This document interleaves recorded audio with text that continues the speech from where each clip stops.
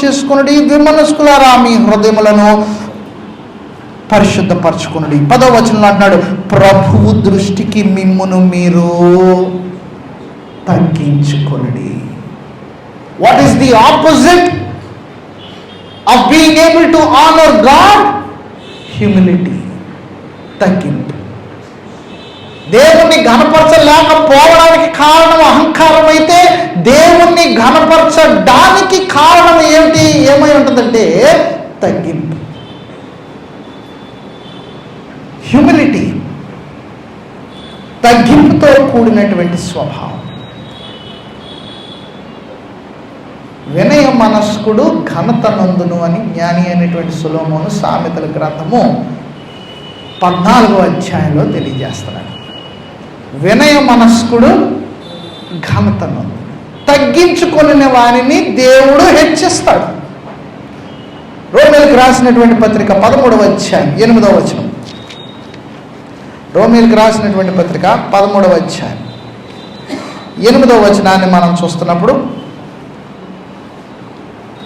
ఒకరినొకడు ప్రేమించుట విషయంలో తప్ప మరి ఎవనికి అచ్చి ఉండవద్దు, పొరుగు వానిని ప్రేమించువాడే ధర్మశాస్త్రము నెరవేర్చువాడు. చాలా స్పష్టంగా చెప్పాడు.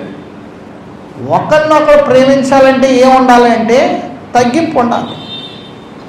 ఒకరికంటే మరొకరిని ఘనులుగా ఎంచుకోండి అంటున్నాడు. కాబట్టి దేవుణ్ణి ఘనపరచడానికి నంబర్ 1 తగ్గింపు, రెండవది ఆత్మ సంబంధమైనటువంటి విషయముల మీద మనస్సుంచడం, వాటికి ప్రాధాన్యత ఇవ్వడం. ఇది రెండవది. కొలస్సీలకు రాసినటువంటి పత్రిక 1వ అధ్యాయము 1 2 వచనములు,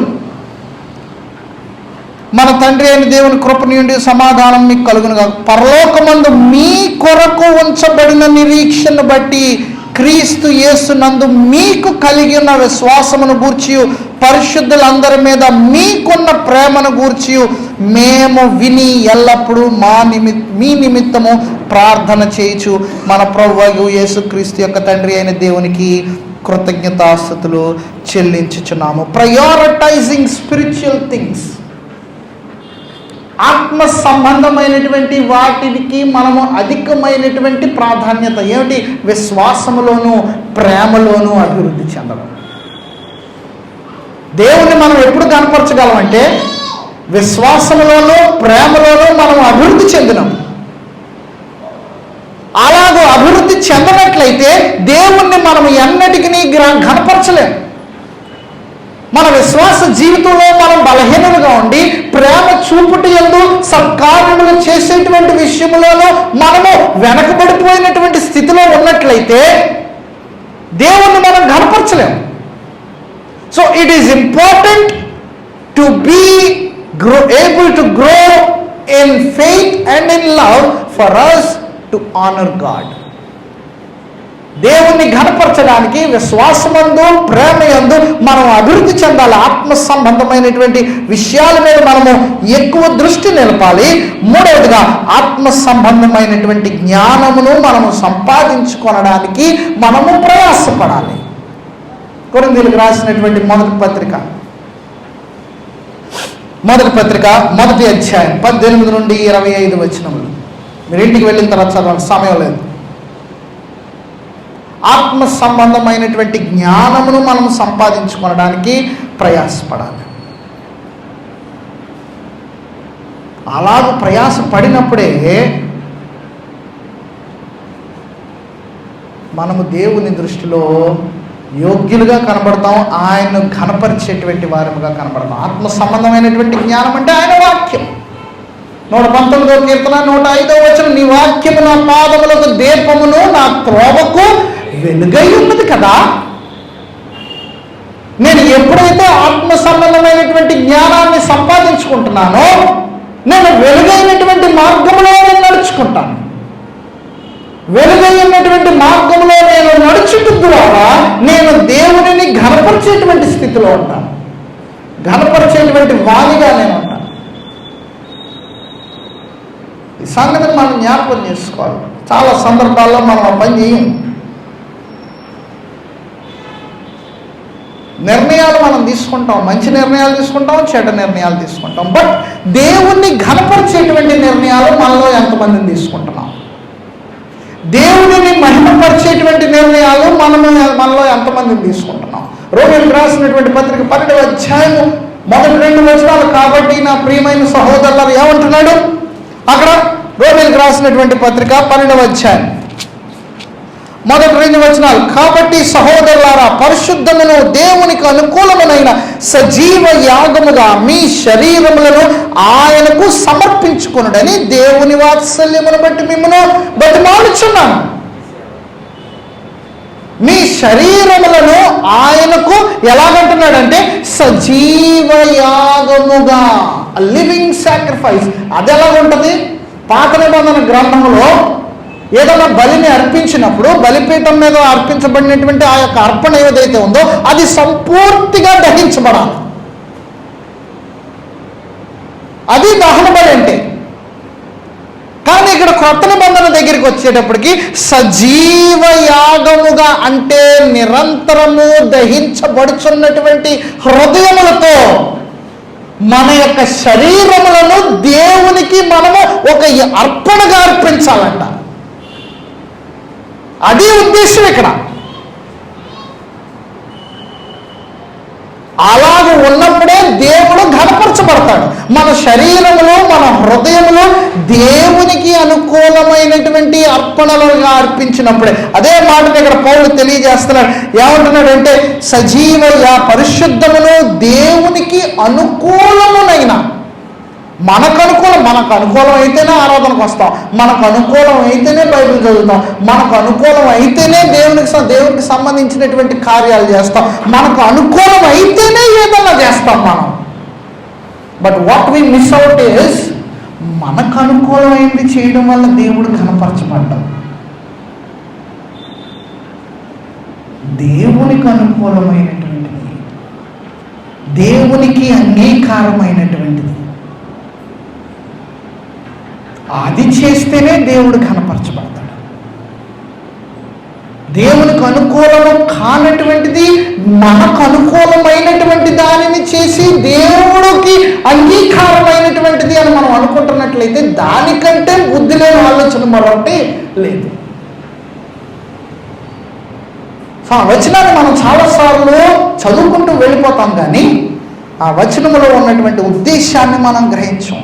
పరిశుద్ధమును దేవునికి అనుకూలమునైన సజీవ యాగముగా మీ శరీరములను ఆయనకు సమర్పించుకొనుడి. ఆయనకు సమర్పించుకొనుడి. పౌలు అలాగ చేశాడు.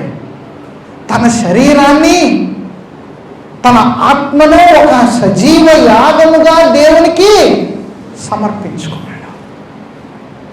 అంటే పౌలుకున్నటువంటి తలాంతులన్నిటినీ ఎవరి కొరకు వాడాడంటే దేవుని కొరకు వాడాడు.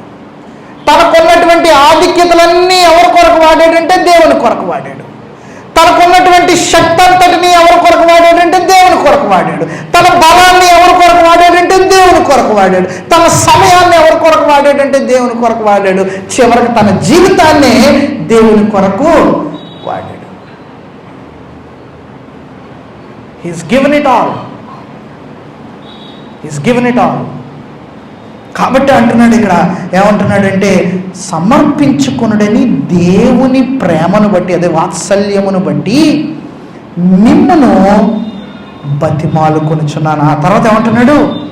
ఇట్టి సేవ మీకు యుక్తమైనది. ఇట్టి సేవ, అట్టి రీతిగా మిమ్మల్ని మీరు దేవునికి అప్పగించుకొనటం మీకు మేలైనటువంటిది. Because it honours God. అది దేవునిని మహిమపరుస్తుంది కాబట్టి, అది దేవుణ్ణి ఘనపరుస్తుంది కాబట్టి మన శరీరాలు, దేవుడు మనకిచ్చినటువంటి సామర్థ్యము, మన తలాంతులు, మన ధనము, మన ఆధిక్యతలు, మన బలము, ఇదేది కూడా దేవుని కొరకు వాడబడడం లేదు అంటే మాత్రము మనము వాటి ద్వారా దేవుణ్ణి ఘనపరచడం లేదు అని అర్థం. Plain and simple. Plain and simple. దేవుణ్ణి ఘనపరుస్తున్నామని మనం అనుకుంటున్నాం అంతే, కానీ ఘనపరచడం లేదు. ఏ రీతిగానే ఘనపరచడం లేదు. వీటిలో దేనినైనా మనం విడిచిపెట్టినట్లయితే అది యుక్తమైనటువంటి సేవ కాదు. అది యుక్తమైనటువంటిది కాదు. యుక్తమైందంటే మేలైనటువంటిది, లేక జ్ఞానము కలిగినటువంటిది, శ్రేయస్కరమైనటువంటిది. వీటిలో ఏది చేయకపోయినప్పుడు తర్వాత అన్నాడు, మీరు ఈ లోక మర్యాదను అనుసరించక. But everyone is guilty of it. లోక మర్యాదను అనుసరింపక. లోకంలో ఉంటున్నాం కాబట్టి లోకం బట్టి మనం జీవించాలండి అనేటువంటి మాట మనం వింటూ ఉంటాం. Be in Rome when you are in be a Roman when you are in Rome. అదేనా సామెత? ఎక్కడుంటే అక్కడ వాడిగా ఉండాలని. ఆ సామెత క్రైస్తవులకు పనిచేస్తుందా? క్రైస్తవులకు వర్తిస్తుందా? అది వర్తించదు. We are in the world, but we are not of the world. మనము లోకములో ఉన్నాము కానీ లోకమునకు చెందినటువంటి వారము కాము. కాబట్టి లోక మర్యాదను అనుసరించి మనం నడవడానికి వీలు లేదు. అదే మాటను పౌలు ఇక్కడ తెలియజేస్తున్నాడు, మీరు ఈ లోక మర్యాదను అనుసరింపక. ఎందుకంటే లోక మర్యాదను అనుసరించినట్లయితే మీరు దేవుణ్ణి ఘనపరచలేరు. ఈ లోక మర్యాదను అనుసరింపక తర్వాత అంటున్నాడు, ఉత్తమమును అనుకూలమును దేవుని చిత్తమేదో పరీక్షించి తెలుసుకున్నట్లు మీ మనస్సు మారి. ఉట్టి నూతనం అనడం లేదండి, అక్కడ ఏమంటున్నాడంటే మీ మనస్సు మారి నూతన మగునట్లు రూపాంతరము పొంది. మీ మనస్సు మారి నూతన మగునట్లు రూపాంతరం పొంది. అప్పుడు మీరు దేవునిని మీరు కనపరచగలరు. అప్పుడు మీరు దేవునిని మీరు మహిమపరచగలరు. సో దేవునిని ఘనపరుస్తున్నామని ఒకవేళ అపోహలో మనం ఉన్నట్లయితే ఒకసారి మనం ఆలోచన చేసుకోవాలి. మనం తీసుకునేటువంటి నిర్ణయాలను బట్టి మనం దేవుణ్ణి ఘనపరుస్తున్నామా? మన నిర్ణయాలు దేవుణ్ణి ఘనపరుస్తున్నాయా? వాటిని బట్టి మనం దేవుణ్ణి ఘనపరుస్తున్నామా? లేదంటే మన నిర్ణయాలు ఏవైతే ఉన్నాయో, మన తీర్మానాలు ఏవైతే ఉన్నాయో అవి మేలుకరమైనట్లయితే అవి ఆటోమేటిక్గా దేవుని కనపరిస్తే మనం బాప్తిసం పొందడం ద్వారా సంఘములోకి చేర్చబడి ఉన్నాము, మనం దేవుని ఘనపరిచినటువంటి వారమే. కానీ అక్కడితో ఆగిపోయిందా అంటే దట్స్ ఇట్, వీఆర్ డన్. అక్కడితో ఆగలేదు. అసలు ప్రయాణం అక్కడి నుండి ప్రారంభమవుతుంది.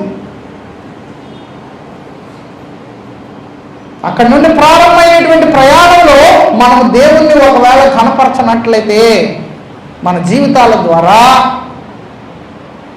ఇశ్రాయేలు జనాంగానికి మనకని ఎలాంటి తేడా లేదు. ఎందుకంటే ద్వితీయోపదేశకాండం మన చివరికి మరొకసారి వెనక్కి వెళ్ళిపోయి మనం ముగించేసుకుందాం. ద్వితీయోపదేశకాండం 30వ అధ్యాయం దగ్గరికి వెళ్ళిపోదాం. మనం 30వ అధ్యాయం దగ్గరికి వెళ్ళిపోదాం.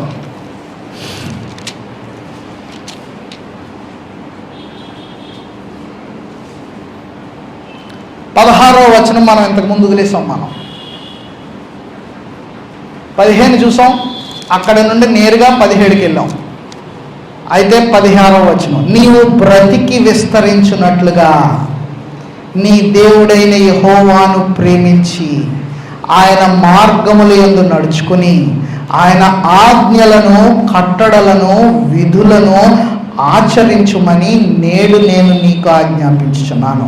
అట్లు చేసిన ఎడల నీవు స్వాధీనపరచుటకు ప్రవేశించు దేశములో నీ దేవుడైన యెహోవా నిన్ను ఆశీర్వదించు. ఇశ్రాయేలు జనాంగానికి ఖండితంగా చెప్పినటువంటి మాట.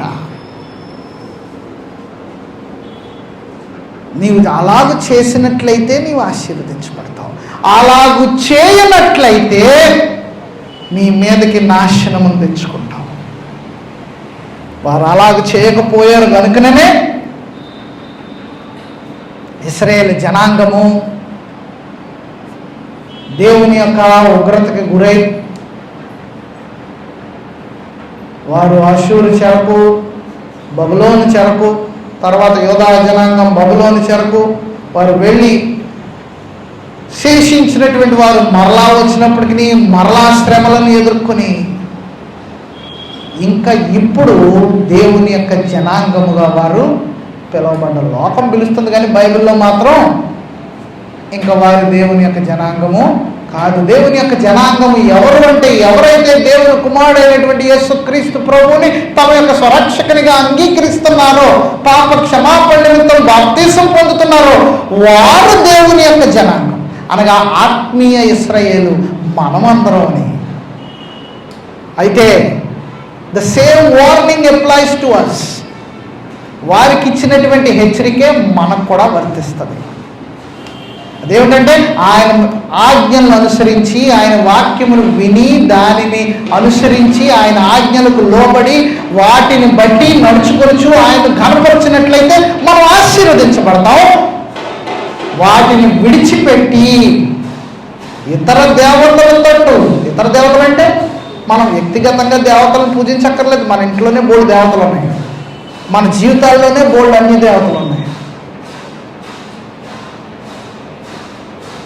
బోల్డ్ అన్ని దేవతలు ఉన్నాయి. మన ఉద్యోగం, మన బిడ్డలు, మనకు కలిగినటువంటి వస్తు సామాగ్రి, వీటన్నిటినీ మనం ప్రేమిస్తున్నాం, వీటన్నిటికీ మనం ప్రాధాన్యత ఇస్తున్నాం.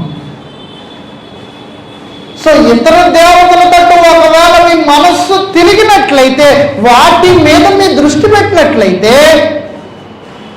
యెహోవా మిమ్మల్ని నిర్మూలన చేయను అని ఏ రీతిగా అయితే ఇశ్రాయేలు జనాంగానికి దేవుడు మోషే ద్వారా తెలియజేశాడో, అలాగనే దేవునిని కనపరిచేటువంటి విషయంలో మనము దేవుని పట్ల శ్రద్ధ కనపరచకపోయినట్లయితే we will reap the same consequences. గలతీయులకు రాసినటువంటి పత్రికలో తెలియజేస్తున్నాడు 6వ అధ్యాయంలో, మనుష్యుడు దేనినైతే విత్తునో ఆ పంటనే కోయును.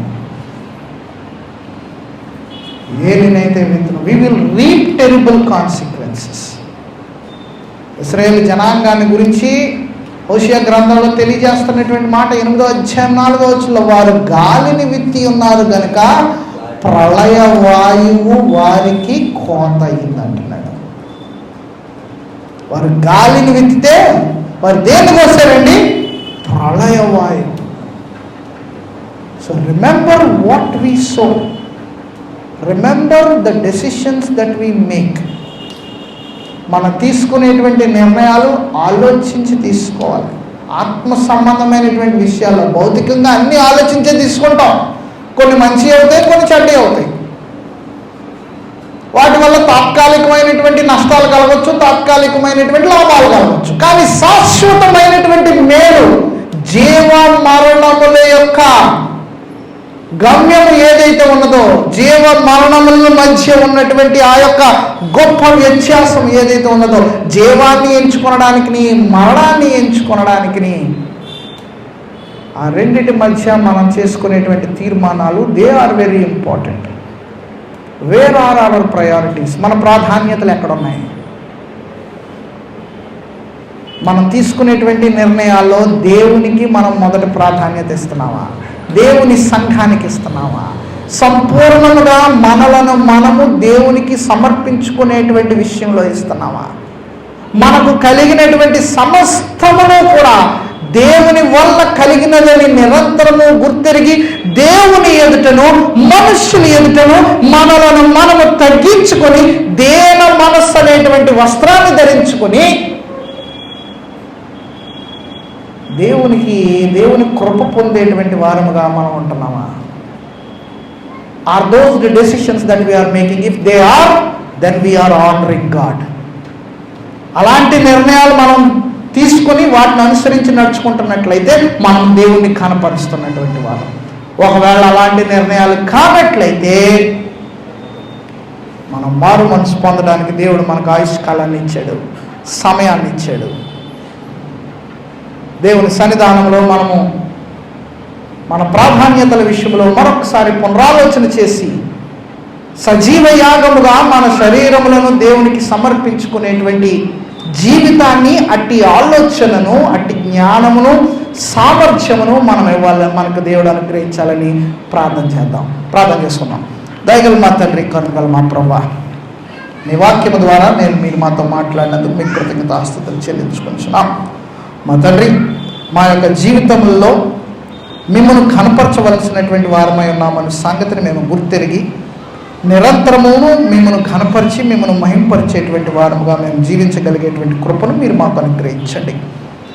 అనేక సందర్భముల్లో మీరు మాకు అనుగ్రహించినటువంటి ఆశీర్వాదములను మా తండ్రి, మా అతిశయానికి కారణముగా మేము వాటిని ఎంచి మా శక్తికి, మా యొక్క జ్ఞానమును బట్టి అవి మాకు అనుగ్రహించబడి ఉన్నాయి, మేము వాటిని సంపాదించుకుని ఉన్నామనేటువంటి బుద్ధిహీనమైనటువంటి తలంపులను మేము విడిచిపెట్టి మేము అతిశయించినది మీ నామమందును సిలువయందును మేము అతిశయించులాగా మీ కృపను దయచేయండి.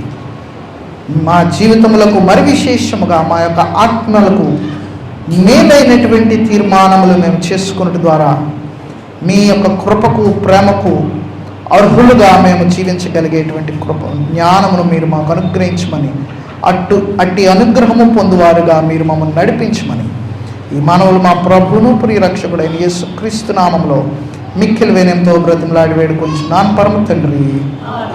ఆమేన్. అందరికీ వందనాలు. నేను